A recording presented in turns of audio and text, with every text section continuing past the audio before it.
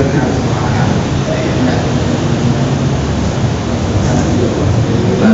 awal Jumat.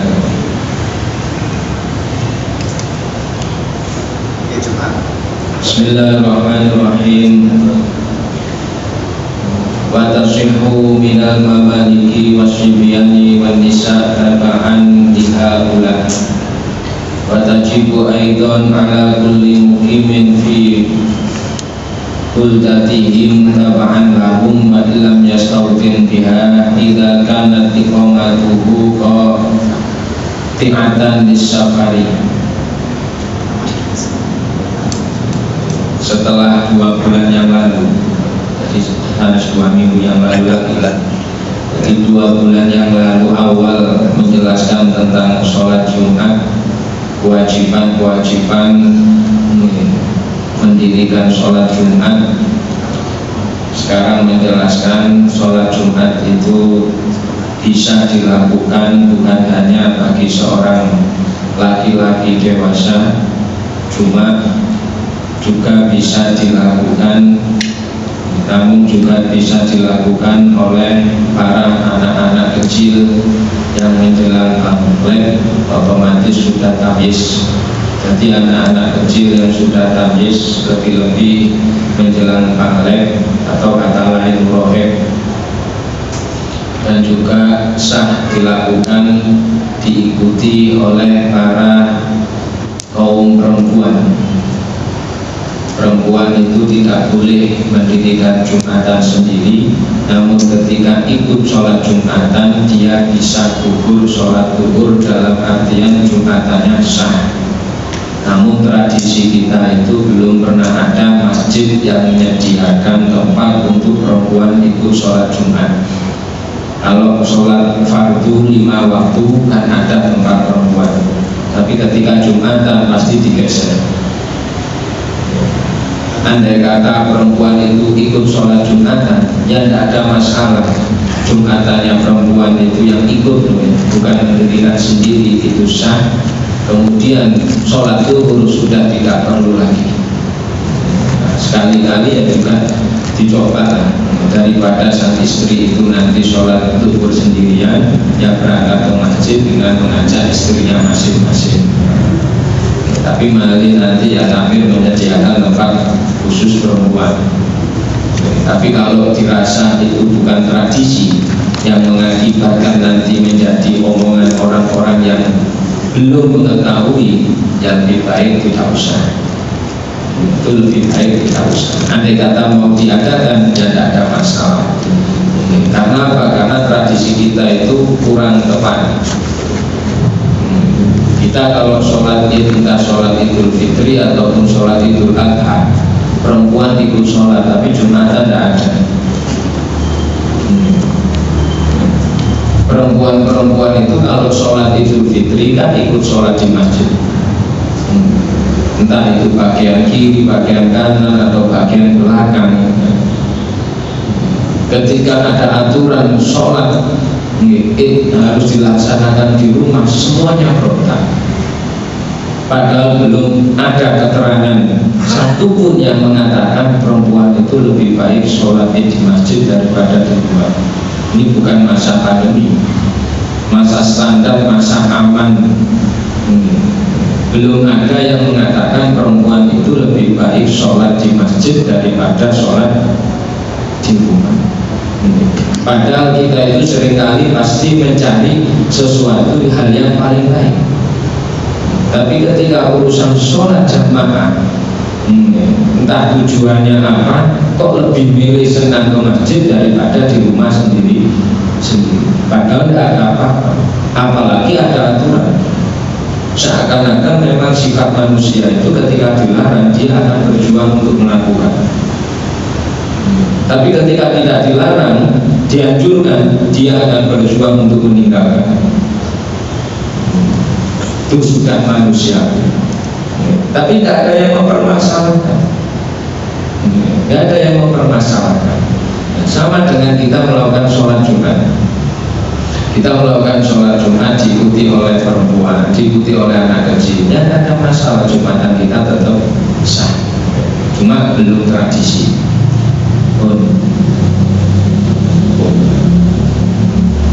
Sholat Jumat juga diwajibkan bagi setiap orang yang mukim. Kalau kewajiban sah sholat Jumat, mendirikannya sholat Jumat itu bagi penduduk setempat, berKTP setempat. Bagi orang yang bukan KTP setempat, pendatang, namun dia sudah menetap tinggal di situ lebih dari 3 hari, maka dia juga tetap untuk melakukan sholat Jumat, tapi dia tidak bisa mengesahkan sholat Jumat. Sepindah balik.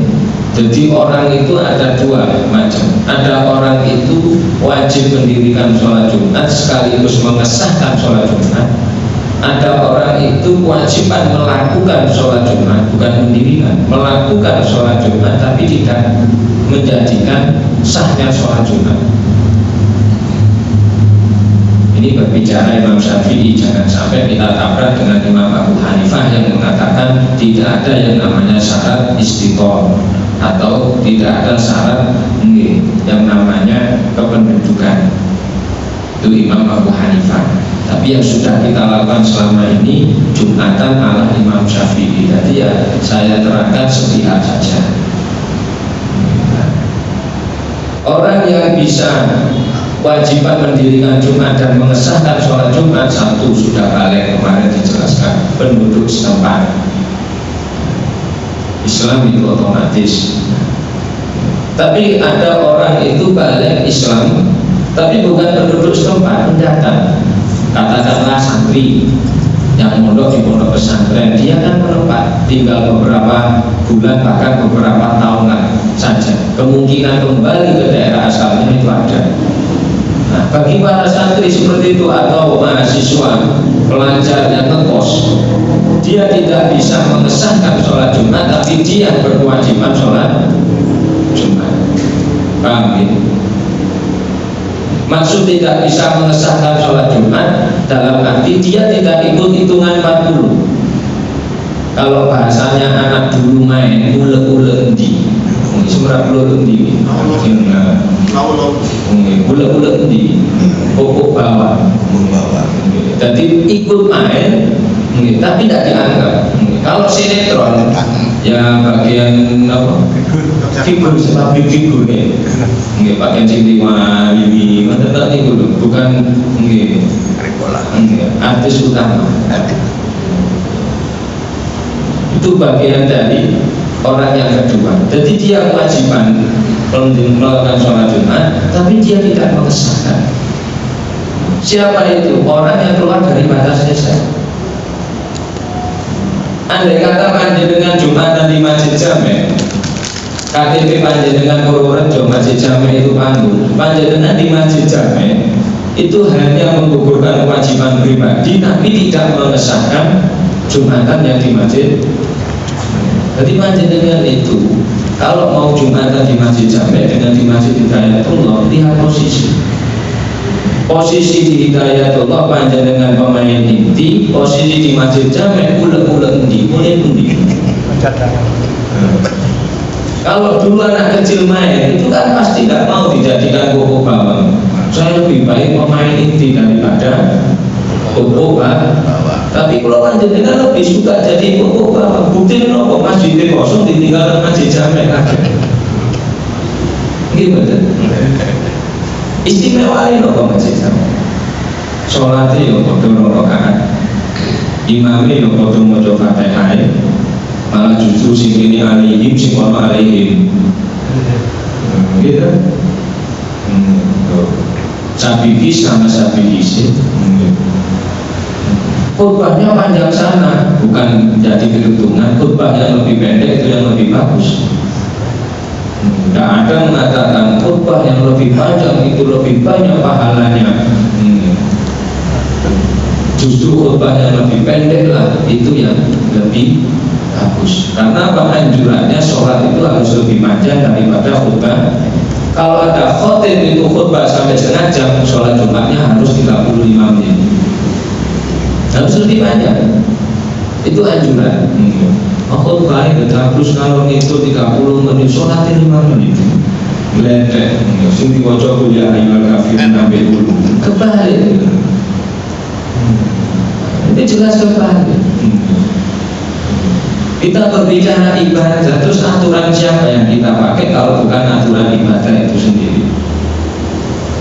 Ya memang belajar fikih itu terkesan pahit, tapi itu kenyataan yang harus kita lakukan. Tradisi kita itu sudah enjoy dengan yang namanya khotib terlalu lama.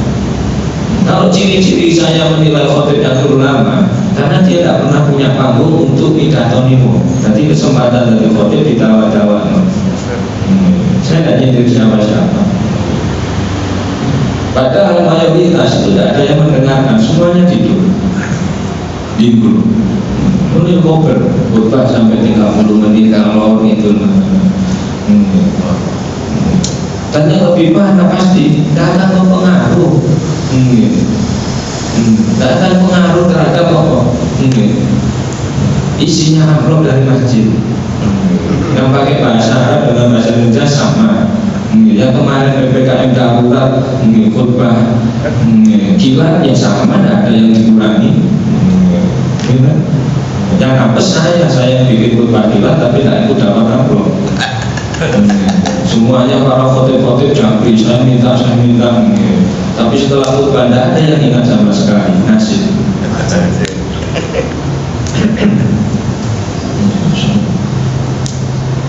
Sekarang kalau dihilangkan malah lebih suka PPKM daripada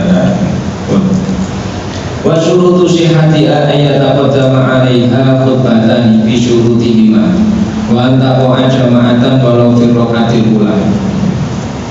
Syarat sahnya mendirikan sholat Jumat di luar 40 orang itu standar.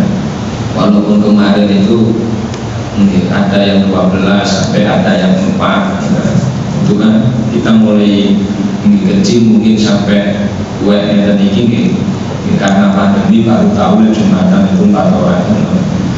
Berarti kan pandemi PPKM itu membawa keberkahan apa?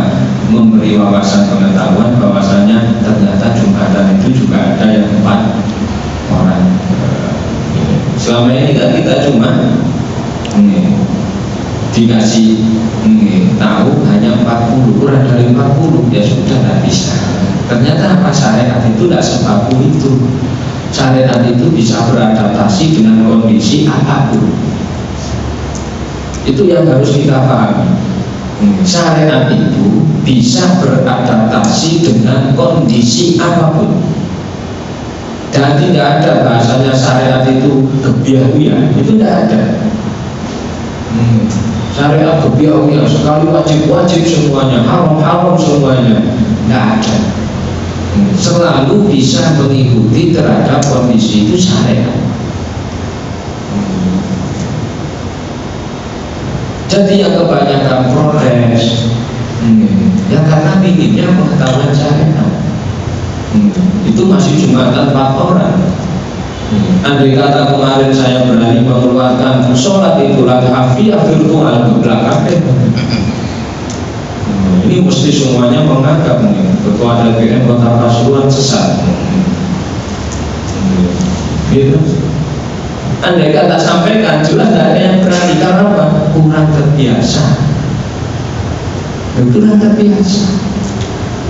Untuk tambahan ilmu bukan untuk dipraktekkan. Kalau sampai masjid boten dadi wong kagetan. Sholat berjamaah yang dijadikan syarat sahnya sholat Jumat di dalam jamaah itu kalau Imam Syafi'i diberi batas. 1, antara makmum dengan imam atau makmum yang paling belakang dengan depannya tidak boleh lebih dari 150 meter. Itu Imam Syafi'i. Kalau Imam Abu Hanifah tanpa jarak cross. Andai kata belakangnya Masjid Hidayatullah ini timurnya cross sampai Belandongan, sampai sholat jamaah imamnya Masjid Hidayatullah, makmumnya itu terminal Belandongan sah-sah, asalkan 1 tahu gerak-gerik imam.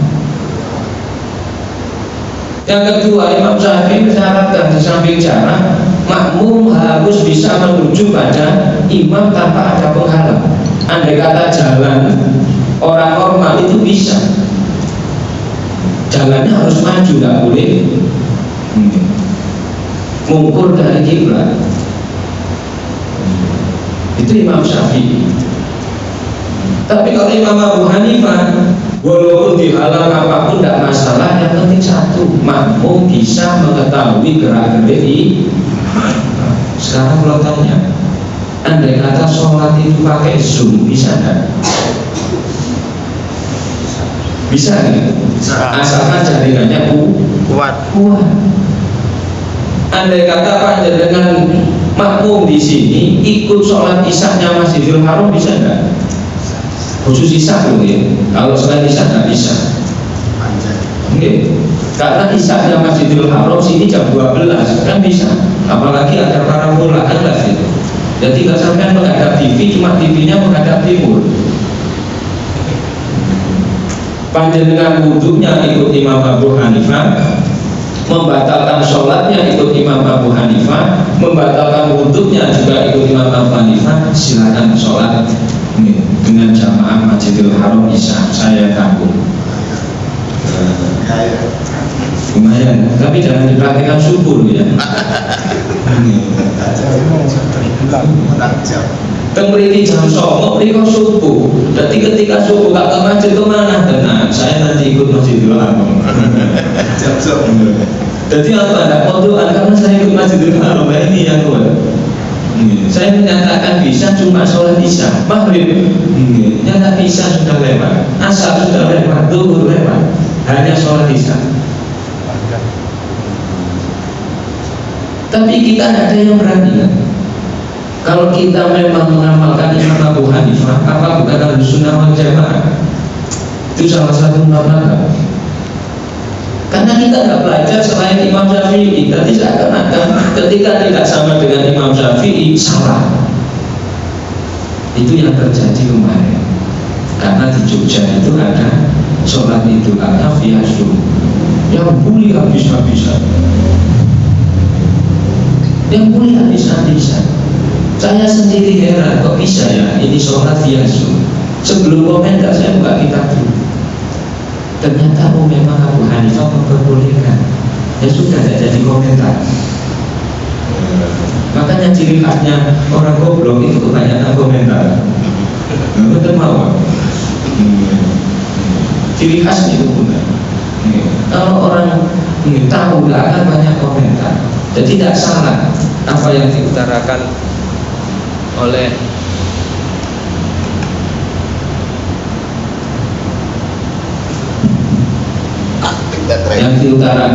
Imam Ghazali itu tidak salah. Apa yang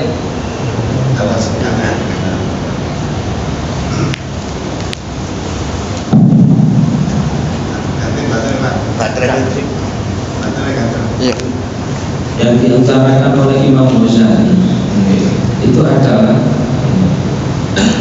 diajil juhal kasurul khilaf. Ya karena orang-orang yang tidak tahu itu banyak akhirnya timbul perpecahan, permasalahan. Karena faktor apa? Kebanyakan orang tidak tahu itu campur. Lau sakata man la yadri laqala khilaf. Andai kata orang yang tidak tahu itu dia. Orang yang tidak tahu apa-apa itu dia, tinggal ikut saja. Ya laqala khilaf, sedikit akan timbul perpecahan, perbedaan. Nah sekarang yang banyak itu adalah orang yang macam tahu, tidak tahu apa-apa sudah macam tahu.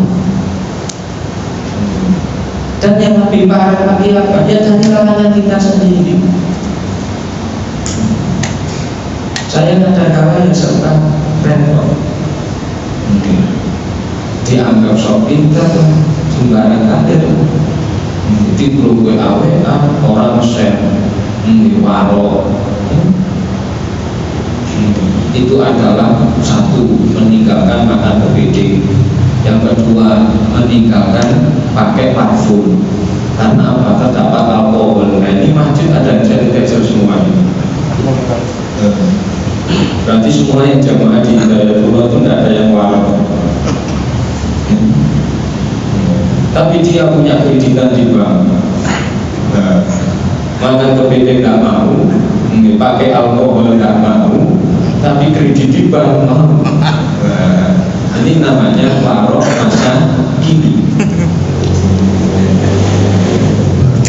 contohnya itu masa kini.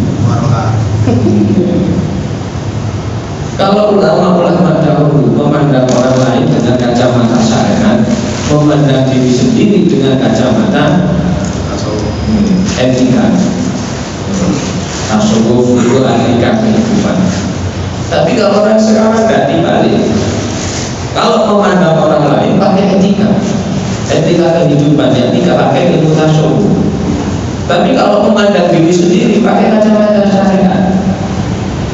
Kalau dirinya disalahkan, oh tidak apa-apa, syariat itu pasti ada yang memperboleh.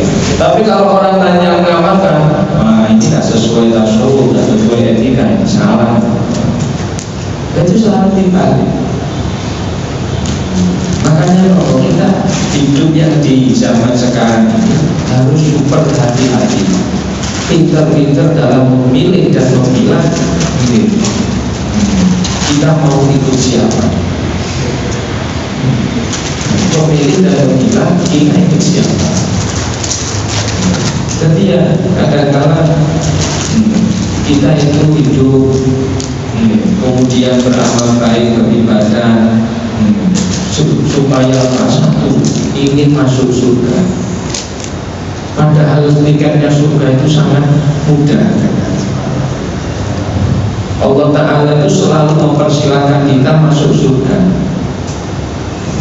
Di akhir surat apa itu yang juz namanya wadkhuli jannati, Allah selalu mempersilahkan, silakan masuk surga, silakan. Tapi sebelumnya kan ada syarat. Kamu kalau mau masuk surga harus bawa KTP. Nah, kalau panjenengan punya KTP enggak? Ya ayyuhan nafsul mutmainnah irji'i ila rabbiki radiyatan mardiyah fadkhuli fi ibadah. Nah, itu KTP. Ketika kalau panjenengan masuk KTP fadkhuli fi ibadi, ya fadkhuli jannati. Kalau sudah punya KTP kehambaan, ya sudah silakan masuk surga. Nasi boten kadang kalau panjenengan KTP. Sekarang itu banyak orang statusnya bukan hamba. Sering ulang yang banyak itu kena virus virtualisasi. Itu yang tidak ada hand sanitizer-nya, juga tidak ada maskernya. Ke siapapun bisa masuk. Virus virtualisasi. Apa virus virtualisasi? Kalau virusnya asli mengaku Tuhan. Kalau virus virtualisasi, hak prerogatifnya Tuhan kita ambil alih. Tentunya gampang menyalahkan orang lain, gampang mengklaim orang itu jelek, gampang mengklaim orang itu suul khotimah. Itu kan ada orang mau tobat, dosamu terlalu besar, tidak akan bisa diterima. Yang terima itu Allah. Kadang ya kita sama-sama hamba, bahas pahala. Yang tak duduk usai pahalanya sholat jamaah antara soft renggang dengan soft rapat. Padahal pahala itu hak prerogatifnya tuh. Yang bahas kan perwajiban. Ini kalau jamaah pun tidak dapat pahala, tidak penting. Yang penting saya jamaah di Hidayatullah dapat minum dan gorengan. Pulang begitu. Yang nampak saja kita bahas, yang tidak nampak tidak usah dibahas. Kalau tidak dapat pahala. Kalau dapat baru dapat pahala. Ini tidak selesai. Mungkin memiliki aman. Pulau pikiran, kayak butuh masyarakat. Ustaz bodoh Ustaz. Aduh, dalil sampai kesel, lu takut ini. Bedanya apa sih wong sholat jamaah rapat tapi rapat untuk ke masjid macet. Kalau mau sing gembol jajaran yo apa? Sing rapat itu sakit aja dengan Mas Tekno asal ganjaran. Tidak bisa. Sing bukan sakitnya dengan Mas Tekno tidak oleh ganjarannya tidak bisa. Yang penting sholatnya benar, ketok sah, ketok khusyuk, sudah selesai. Pikiran somai kapan mari. Dan itu yang terjadi. kondisi ini semakin terpuruk, diperkeruh lagi urusan ibadah kowe keran dok. Dadi nang masjid kasih to boleh ganjaran, boleh dosa. Sing aku cici rapat-rapat cari kiai kok oleh ganjaran situ nih oleh-oleh. Kan juga di setan tak ndak katok.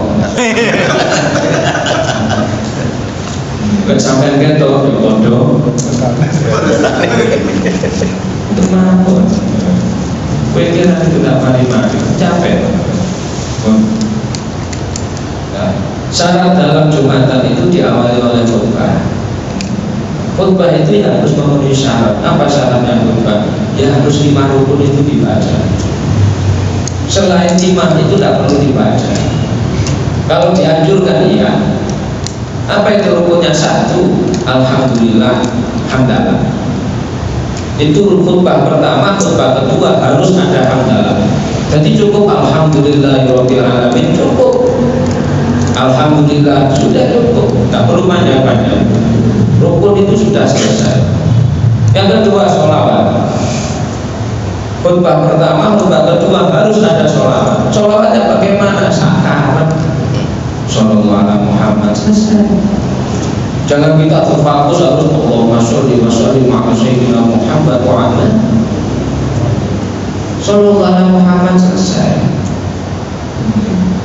Pakai mau fi'il mati kan, mau fi'il amar, bebas.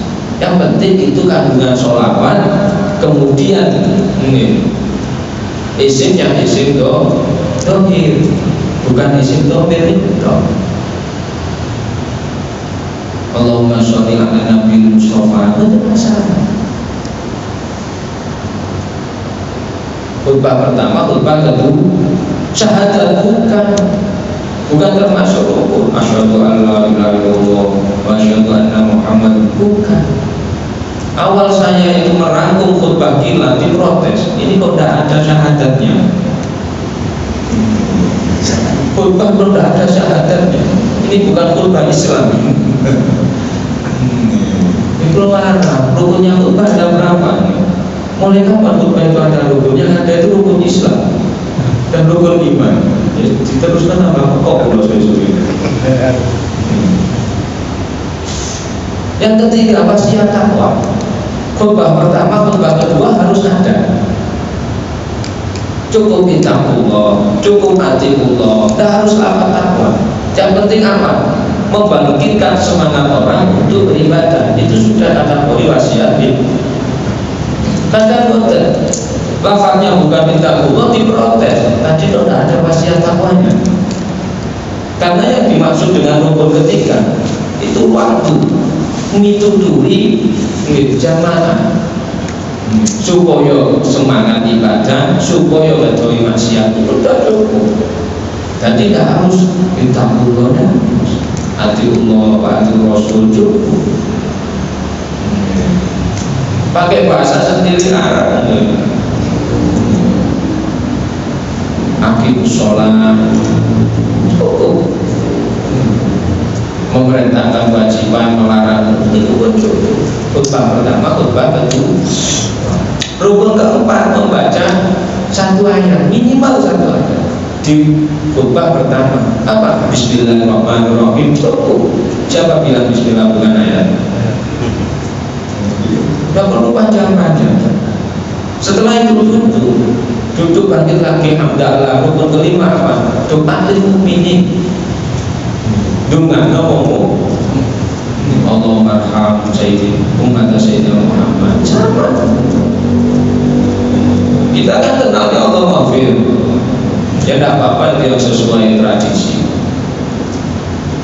Allahumma sholli umat sayyidina Muhammad, ya cukup. Kadang-kadang kita itu terpesona dengan doa harus tepat sasaran.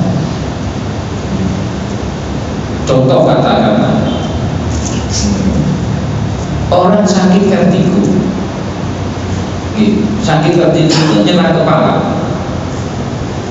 Apa yang diobati kepalanya? Yang diobati adalah apa? Sumber vertigo itu apa? Dari perut. ternyata perutnya ada yang bermasalah. Akhirnya apa? Yang diobati adalah ketika urusan perutannya normal, ya vertigonya normal, sumbernya yang dicari. Nah kita kalau doa ada enggak? Orang sekarang itu kalau doa harusnya kencang.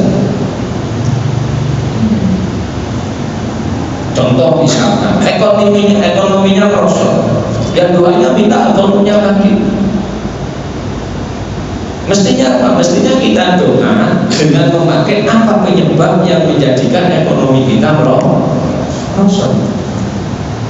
Contoh hadis sahih semuanya menjelaskan. Salah satu kemerosotan ekonomi kita adalah perilaku maksiat. Berarti apa? Yang perlu kita dapat adalah maksiatan yang sudah kita lakukan. Berarti apa? Perbanyak istighfar. Makanya hadirnya al-istighfar yang jelibul rizqo. Istighfar itu sakit narik rezeki. Yang saat ini bingung hubungannya istighfar itu ambil narik rezeki, narik ekonomi. Bocorannya astagfirullahaladzim, astagfirullahaladzim. Kok kamu jalur duit belas? Ini biasa muncul terjemah. Kan bingung. Ya sama. Allahumma fa'anul balak wal wabah. Ketika menghadapi bencana, menghadapi pandemi, yang kita lawan masuk pandeminya, sumber kenapa ini tidak selesai-selesai? Oh ternyata penyebabnya adalah apa? Allah Ta'ala ingin menghapus dosa-dosa orang yang terlalu banyak melakukan dosa. Kok lambat? Karena orangnya tidak minta ampun. Ya nanti orang masyayikh pondok pesantren ketika menghadapi pandemi tidak dilawan langsung pandeminya, tapi dicari sumber. Pondok pesantren Boyo, pondok pesantren Al-Falah menginstruksikan kepada santri dan alumni minimal tiap habis sholat baca istighfar 25 kali. Mulai sejak awal Panjenengan Anda harus mengamalkan yang di situ ada balannya. Akhirnya apa? Hukum satu dibaca.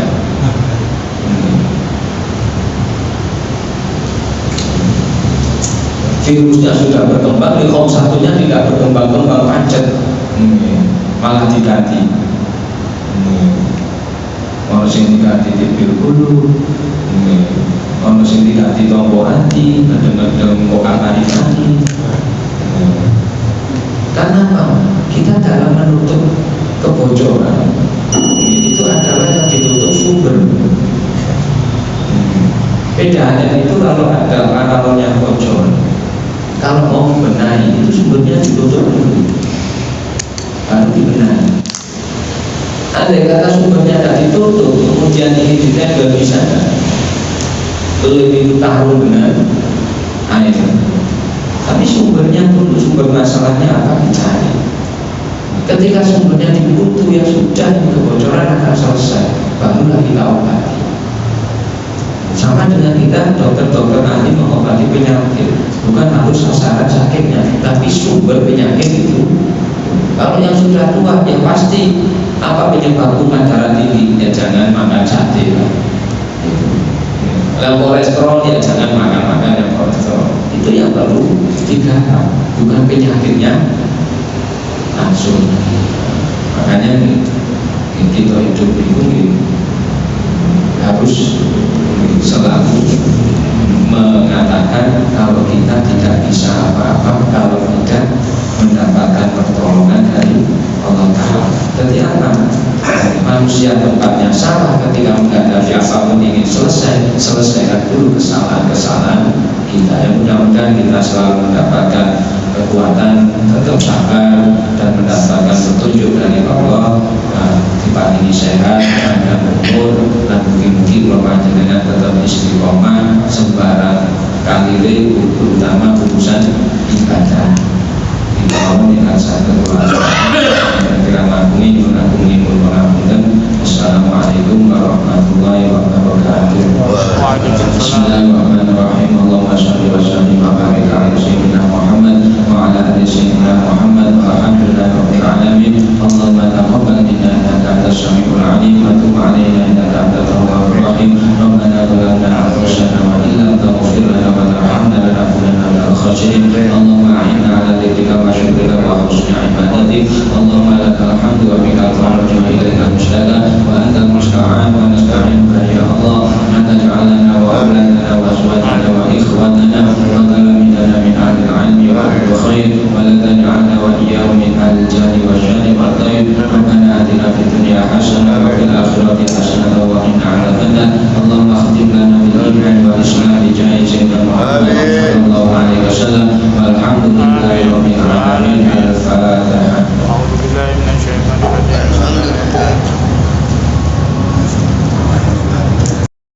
Mm-hmm.